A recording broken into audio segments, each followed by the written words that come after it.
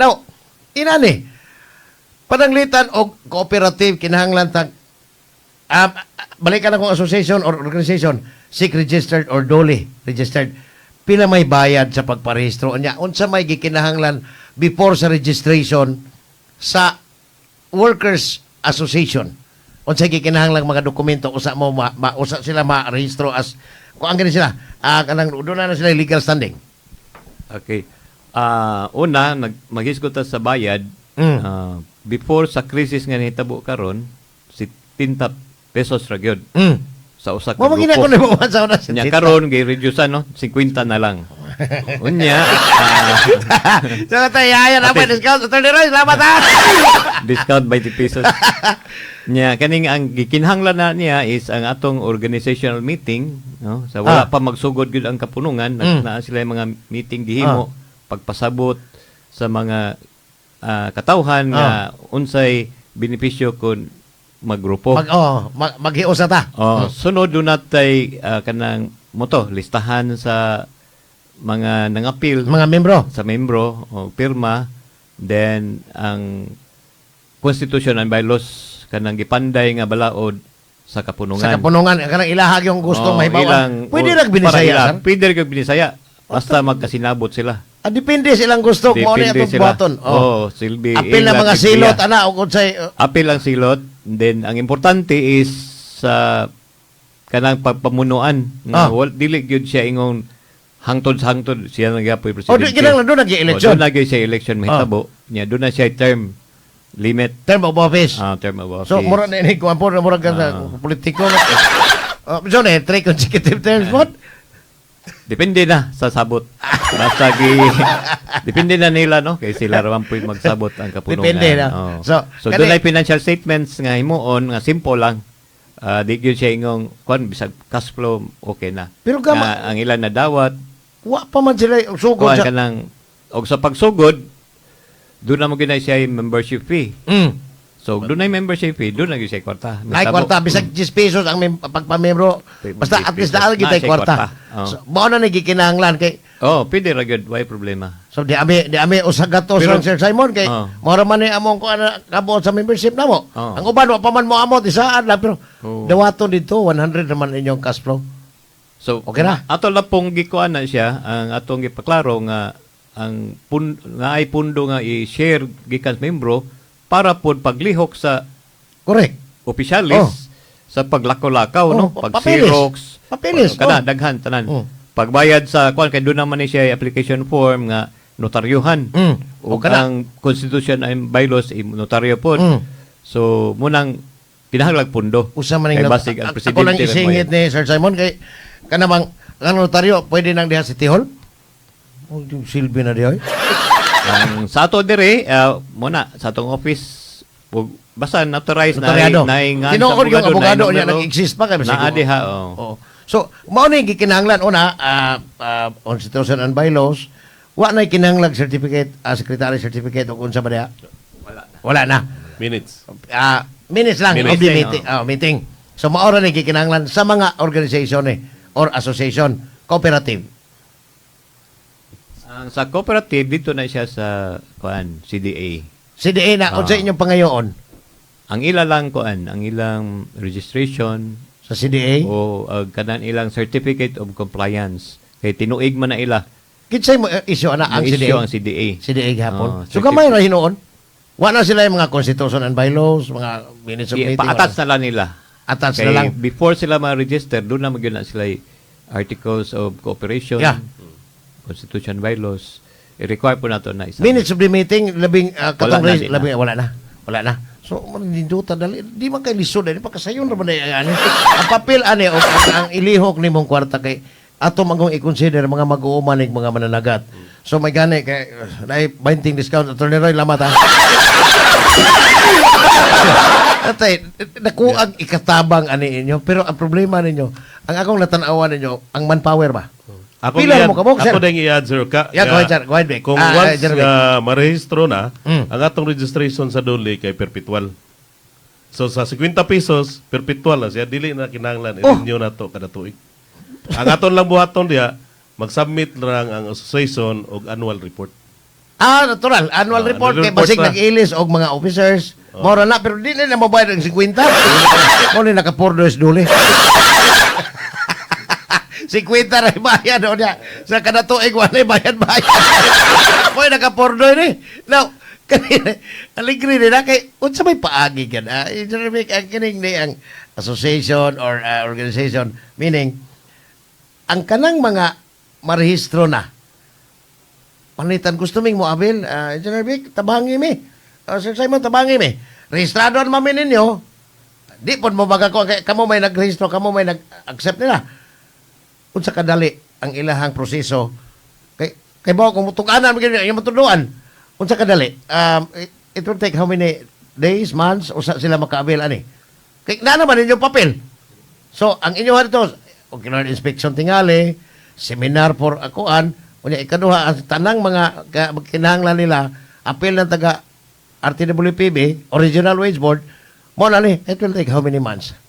O sa sugod yun na Sir Ka, kinahanglan muhatag yun ang usa ka association o cooperative o letter of intent diri sa tuwa. LOI. O LOI nga interesado sila nga moabil sa tuang livelihood. Mm. So sa inigkahumana na makita nga naagi sila interest, so mukandak ta mo schedule ta og orientation dia sa ilaha. Mhm. Livelihood orientation unya ato silang i-orient, inighuman ato silang tudluan kung unsaon paghimo sa project proposal. Kaya kinahanglan ang usajod ka association o grupo ang muhimo sa ilahang proposal o sa ilahang proyekto. Mhm. Financial capability, tudluan ninyo. Kani mga bag-o. Tinuod sira, sa mga atong natid-an ka, kamo, tuaman mo permis field, nakatiid gid mo nga. Ang tanang mga papilis, dili, nato, kuhan ba ka nang discriminate sa mga farmers o mga fishermen? In English, na din na masabtan. Yun, sa tinuod lang. Bisag ganay na mga technical kayong termino di kita kasabot. Mapalaban tas Google o Tagalog pa Google. Kuan, unsa may mahitabo. Asa sila dangop i-consider tong layo atong Cebu City oy. Layo atong kanana ang Bohol oy, kanang regional office or kanang provincial office. Unsaon man nila pagpa-assist?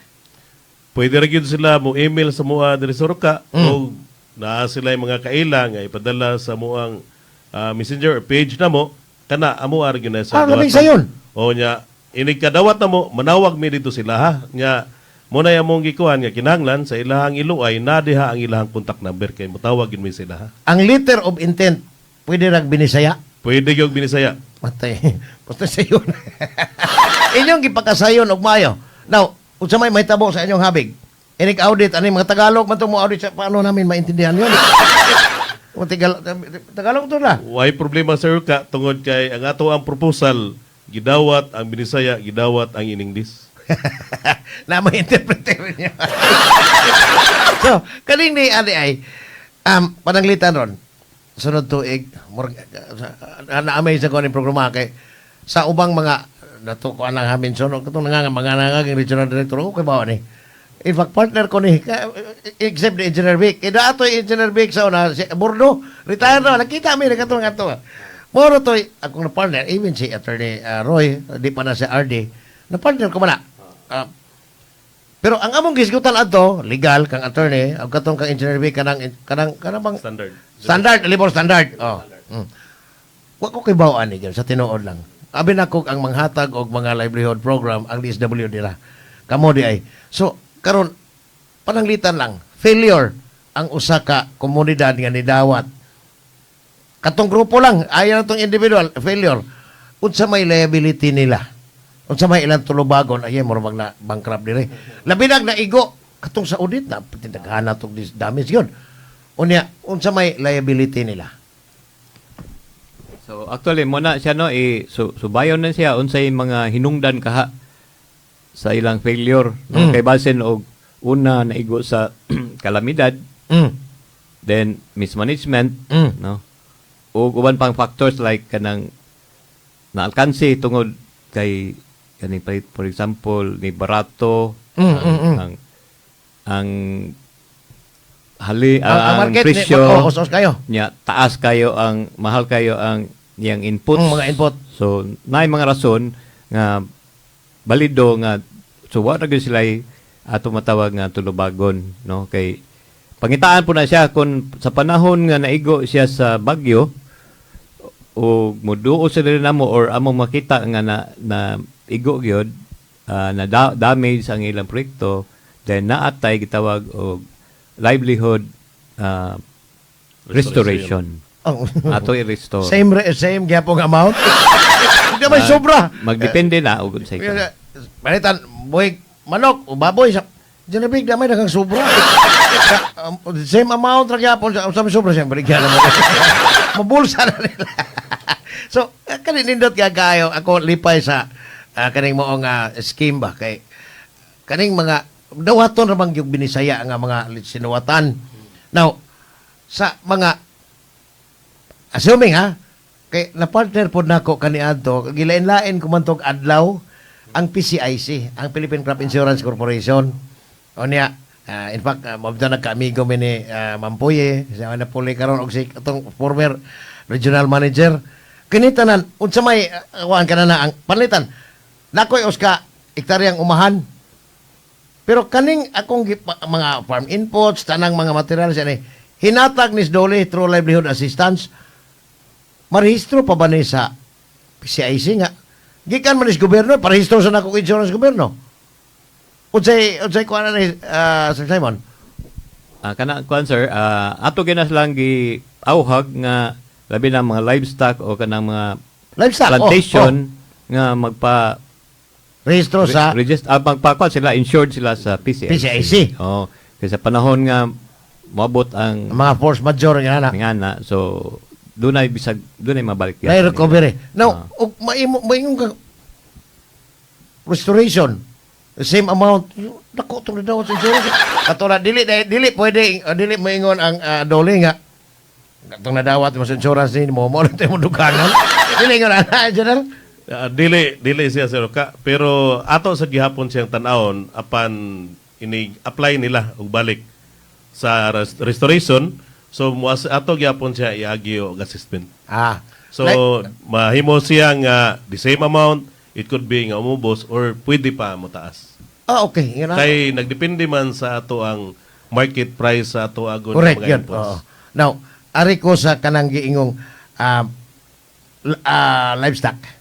Ang livestock dili gyud or di gyud kaayo kana bang lucrative nga kuan palitan buhi kag lima, labi na nang usa ka buok. Dili maayo kay mura karon ang baboy mahal yun. Ang presyo sa pasaw o feeds steady. Pero ang presyo sa baboy live weight perting pagkaubusa pero ang karne perting mahala. Dili man ka intervene ana although ang DTI ana ang DA mo ay maka-intervene anak kay ano man inaaniman. So sa inyong habig unsa man kay maayo sa inyong tan-aw sa inyong pagsusuroy kay most of the time to aman most field. Kay ingong ganito sa Mamtes atong sang adlaw pagtawag ko nga tuwa ko no sa dito sa Danau po di ay. Gahapon kinsa man to representante ninyo sa Karkar ni adto. Payout sa to. Tupad man to. So mo na unsaan man ninyo nga labo mo i-advise nga pati man kayong precious baboy ron di man kuan unsa may laing alternative ninyo? Ingin pwede bang inyong ma-advise ninyo? Imo engineer. Yes sir ka inana gyud atong i-assist ang usa ka lugar nga labi na og daghan na kayo nangayo og livestock nangayo og igliing. So ato siyang i-assist o niya mohatag ng recommendation sa ilaha tungod kay kung daghan kinsa na malay mo palit. So wala na tay consumer. Ari na po na kusod sa supply and demand. Correct. Atong i-suggest sa ilaha nga why not ikaw na lay mo oy komprador. Ikaw na lay mahimo og meat processing. Pwede na siya. Yate. So inana nga paagi, nag-create usa ka komunidad diha lang sa barangay. Nindota na karon ako na ipagutan na. Ibalik na lang sir ha. Si Engineer Vic o si Sir Simon. Nindota, pwede na itigaan tagpura na. Komprador ko.